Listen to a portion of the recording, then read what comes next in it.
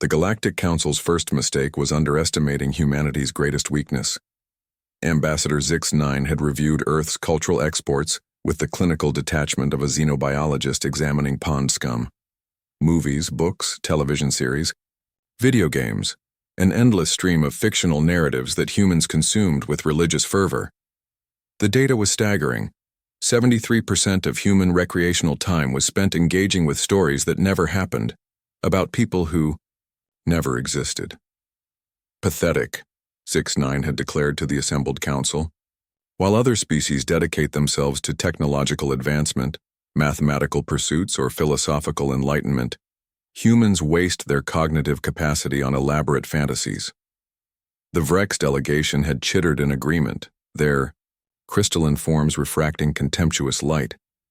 The Molari had simply broadcast waves of disdain through their collective consciousness. Even the usually diplomatic keepers had allowed their bioluminescent patterns to pulse with amusement. Their fiction reveals their primitive nature, continued Zix-9, manipulating the holographic display with precise tentacle movements. They glorify violence, romanticize conflict, and celebrate individual achievement over collective harmony. They are obsessed with heroes who solve problems through aggression rather than rational discourse.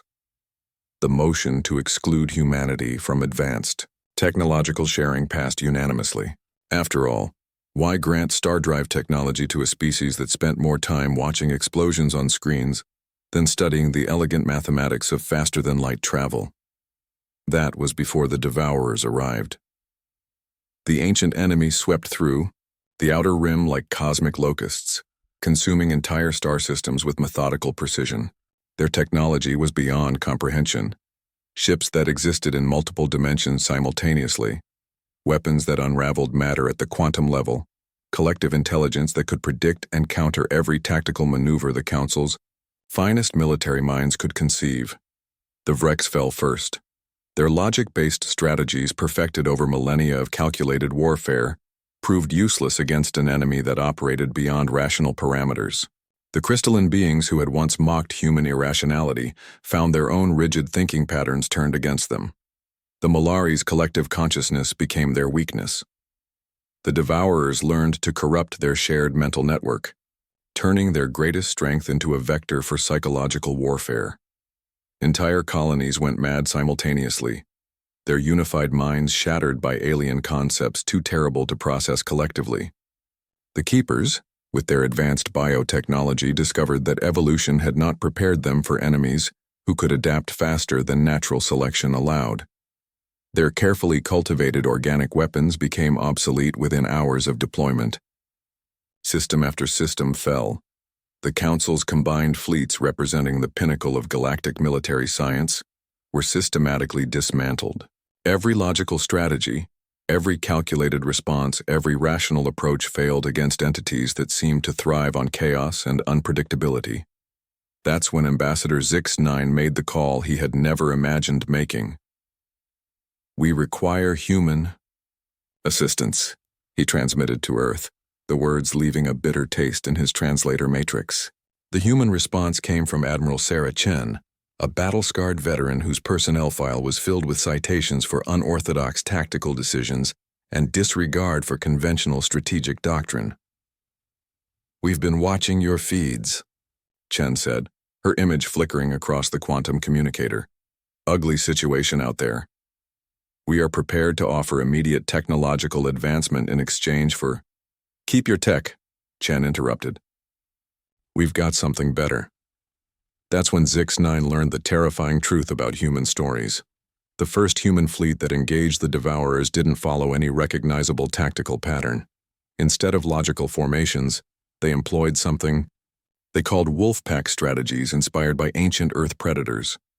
Instead of predictable weapon deployments, they used MacGyver protocols, improvised solutions that shouldn't have worked but somehow did. Captain Rodriguez of the UES Defiance didn't calculate optimal firing solutions. He went with his gut, and somehow anticipated enemy movements that computer models couldn't predict. Commander Singh didn't follow established boarding procedures. Instead, she led her Marines in what she called a full Ripley, charging into Devourer hive ships with Improvised weapons and impossible determination. The humans didn't just fight, they told stories while fighting. "Remember the Alamo," they screamed while making suicidal charges that somehow succeeded. "What would Kirk do?" they asked before making command decisions that violated every principle of tactical doctrine. They invoked names like Skywalker, Shepard, John McClane, and Rambo before attempting maneuvers that should have resulted in certain death, but instead became legendary victories. The Devourers, who had easily adapted to logical patterns and predictable behaviors, found themselves unable to process human irrationality. How could they counter tactics based on fictional characters? How could they predict strategies inspired by made-up stories? The battle for the Kepler system became the turning point. Admiral Chen, surrounded by Devourer forces and facing certain annihilation, transmitted what would become the most famous message in galactic history. "This is Admiral Chen to all human forces. Remember, we're not trapped in here with them. They're trapped in here with us. Channel your inner Riddick, your inner Dutch, your inner Ellen Ripley. Today, we don't just fight for humanity. Today, we fight like the heroes we've always dreamed of being. Today, we make our stories real." What followed defied every principle of military science. Humans who had absorbed thousands of hours of fictional combat scenarios somehow translated that into battlefield effectiveness. Engineers who had watched countless science fiction films jury-rigged impossible solutions from spare parts and desperation. Soldiers who had read about legendary warriors found within themselves reservoirs of courage and cunning that no amount of formal training could provide. The Devourers retreated for the first time in galactic memory. In the aftermath, as the Council surveyed the impossible victory, Zix-9 found himself studying human cultural exports with new eyes. Those wasteful stories hadn't been escapism, they had been training. Every movie about unlikely heroes, every book about triumph against impossible odds, every game about ordinary people rising to extraordinary challenges had been preparation for this moment. Humans hadn't just consumed stories. They had internalized them, made them part of their collective unconscious, turned them into a vast library of tactical possibilities that existed outside the boundaries of logical prediction. The galaxy's greatest weakness had become its salvation, and humanity's obsession with fictional heroes had produced very real ones. As he drafted his report to the Council, Zix-9 made a note to himself: never again underestimate a species that dreams.